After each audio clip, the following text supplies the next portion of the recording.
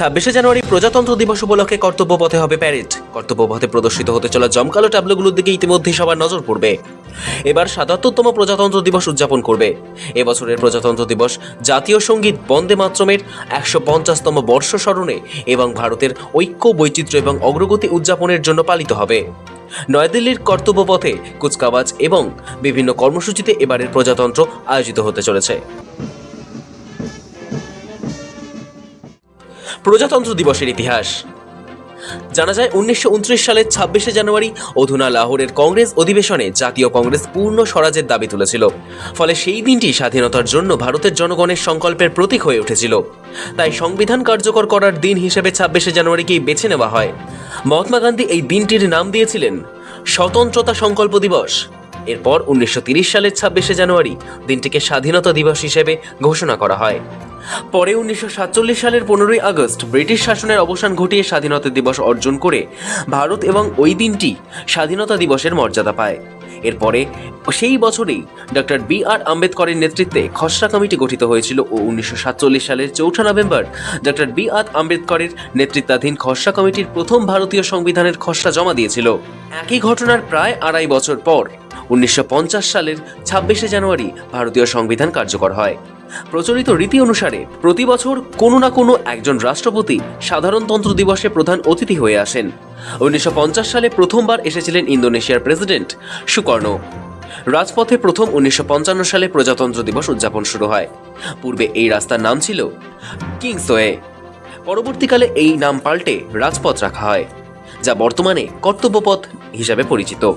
মূলত প্রজাতন্ত্র দিবস হলো সেই দিন যেদিন ভারত নিজের সংবিধান অনুসারে পরিচালিত হতে শুরু করে।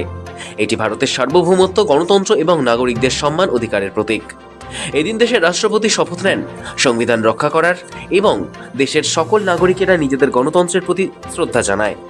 ঐতিহাসিক অনুষ্ঠানে ভারতের সামরিক শক্তি, সাংস্কৃতিক বৈচিত্র্য, প্রযুক্তিগত অগ্রগতি এবং দেশপ্রেমের চেতনা প্রদর্শন করা হয়ে থাকে।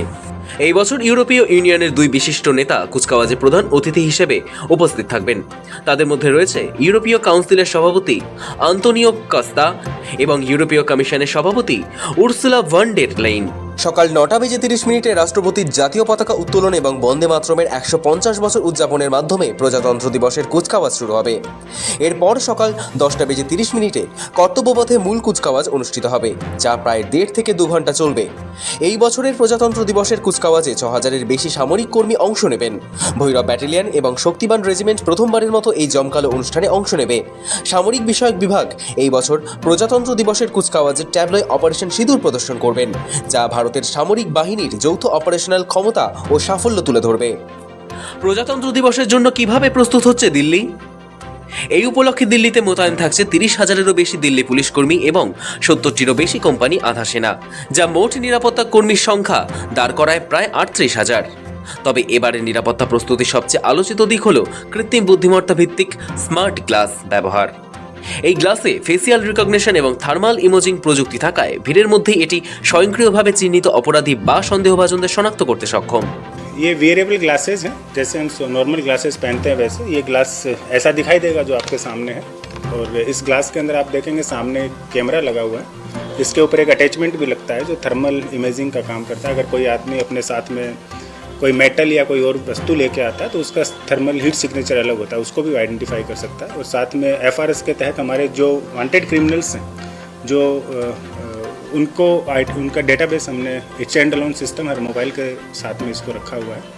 एनफ ग्लासेस हम डिप्लॉय करेंगे इस बार, ताकि अगर कोई आदमी आता है तो उसको तुरंत उसके FRS के माध्यम से उसको पहचाना जा सके और उसको वहीं डिटेन भी किया जा सके। एक एडिशनल फीचर हम इस बार अप्लाई करेंगे from the security perspective in the Republic day.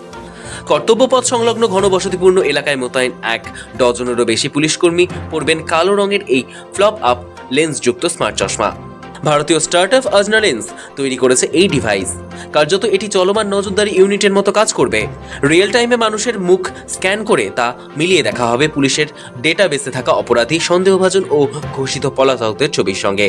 মিলের হার ৭% বেশি হলে সঙ্গে সঙ্গে সতর্কবার্তা যাবে পুলিশের স্মার্টফোনে।